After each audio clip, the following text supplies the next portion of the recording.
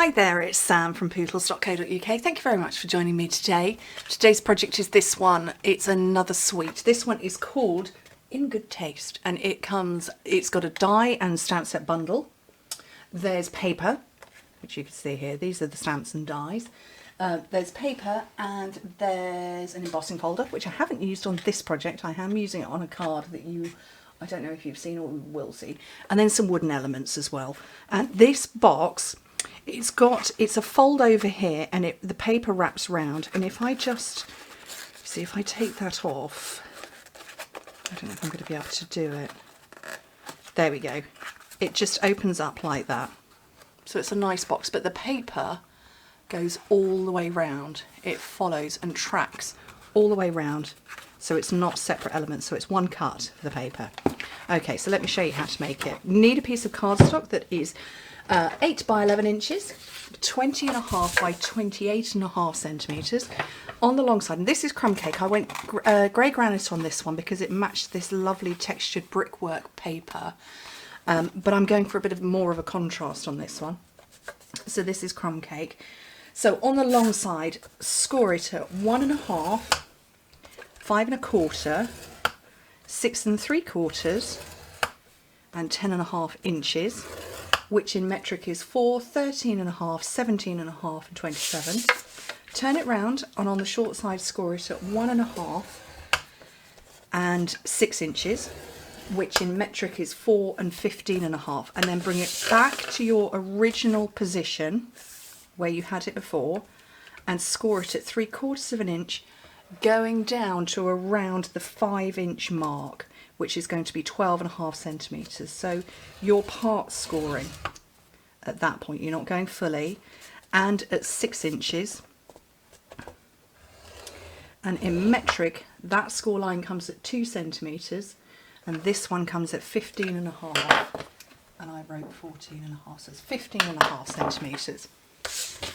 Okay, moves that out of the way, and then grab a ruler, and I'm going to tip this, so hopefully, I don't know if I get close. Oh, where can you, there we go.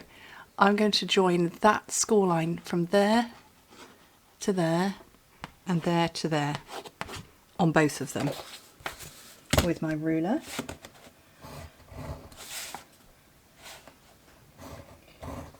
And over on this side as well.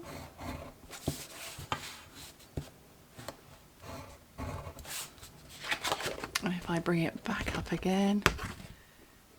Okay, I'm waiting for the light. There we go. There and there, you can see where I've scored it. Right, scooch those out of the way. And that just gives it this beautiful closure here on the side. It means that you don't get that nasty creasing that you would otherwise get. Now, it's fine, you don't need to necessarily do it on paper. So if you saw Monday's video with the fat bottom box, I didn't need to do that there because it's paper and it would go naturally, and it was also shorter as well. So it's a whole sort of kind of a geometry thing going on. Okay, so they're all folded. Don't worry about these part scores because that will just pull itself together when you come to build the box. But what I want to do here, oh, I'm bringing in ribbon.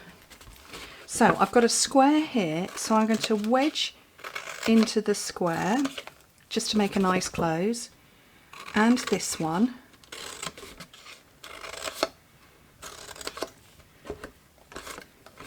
And then I've got a little thin rectangle here. I'm going to get rid of that one. Okay, so that's the bottom of my box. At the top, obviously, we've got a score line going on here that apparently I forgot to burnish. Let's do that now. And because it's going to fold over from the back, this thin part here and this one next to it, this is the back of the box. So all of this top part here, get rid of, and that little rectangle over there. And if you're brave, go in with scissors. If you're not, go in with a trimmer. I'm quite brave. So that's the one we want to keep and get rid of all of this. There's people wandering around in my house. I'm so not used to having people in the house all the time. I'm very used to being on my own. and being in a quiet house with the children. There's extra bodies in the house. Okay, so this is all going to fold around. That's going to come over the front. So I need to put some adhesive on the inside of this bit. So I'll do it while I can, while it's open. Put a couple of bits in there.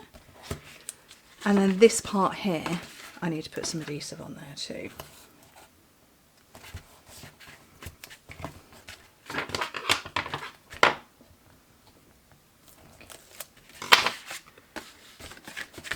Fold that over, press it down, and like I say, this is the back, so you fold in two sides and the back.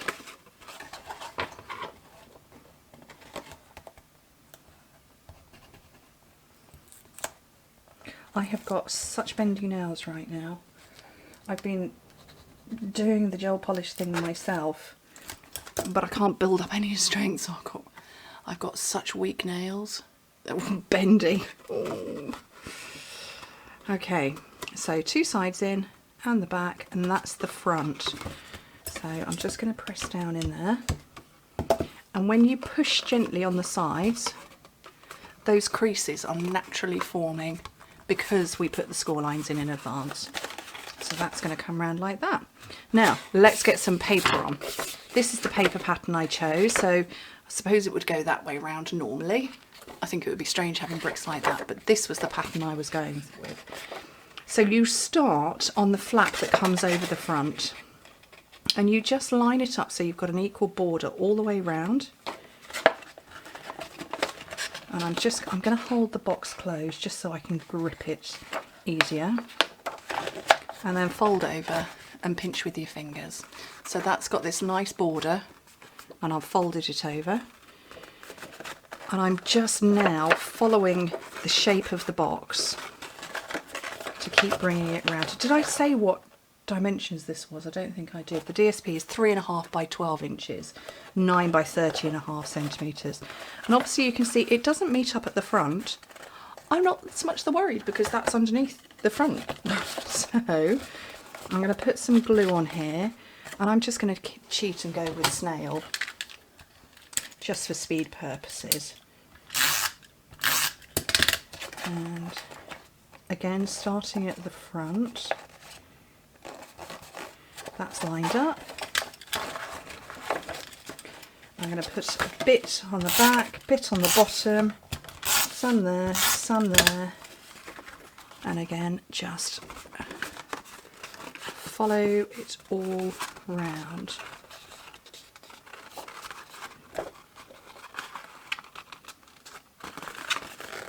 And that to me is a pretty quick way to wrap and cover a box, just like that. Okay, so possibly forgot to get the ribbon out, possibly not sure where it's gone now, so I'm going to grab this one because it's here. This is braided linen trim. And I'm going to go around 3 times because I like 3s, and then tie a knot at the front.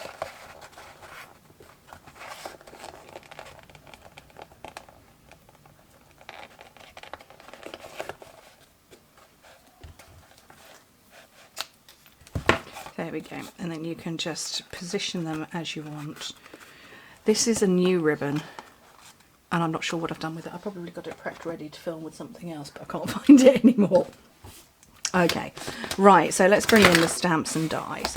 So, tasteful touches and tasteful labels. So, the first thing I want to do... My phone's making a very strange noise. First thing I want to do is stamp this one out just so I can get it to dry before I then fussy cut. And which phrase am I going for? Just saying hello, I think. Yeah, just saying hello. This one here. So let's get a couple of blocks. There and there. This is Memento because I'm going to work with blends in a minute. And I'm going to stamp that down there. And I want that to dry.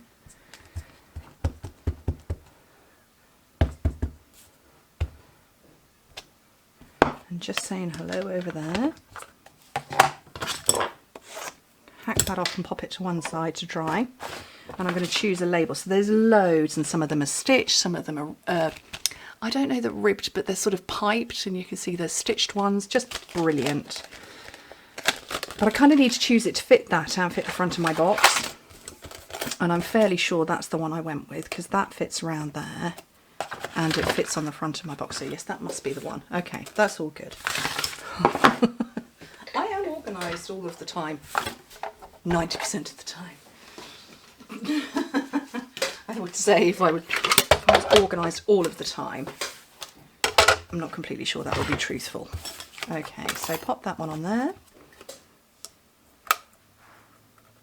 And that on there.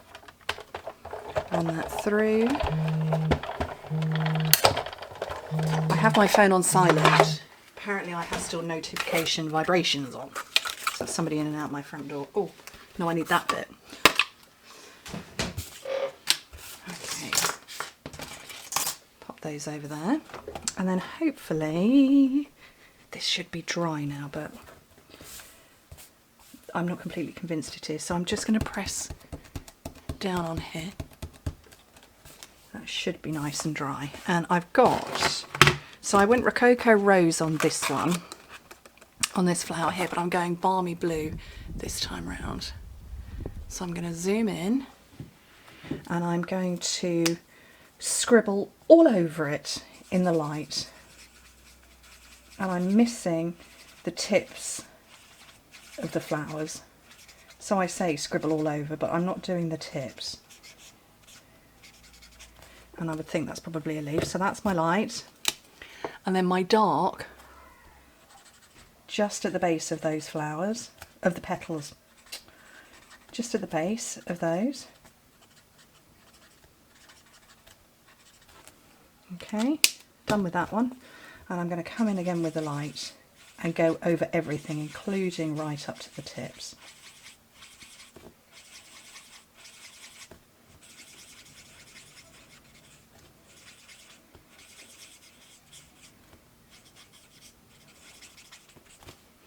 And that has given depth and dimension to my flower, just by avoiding the top at the first pass with the light and then coming back in afterwards. Okay, so let me zoom back out because I'm going to fussy cut this now.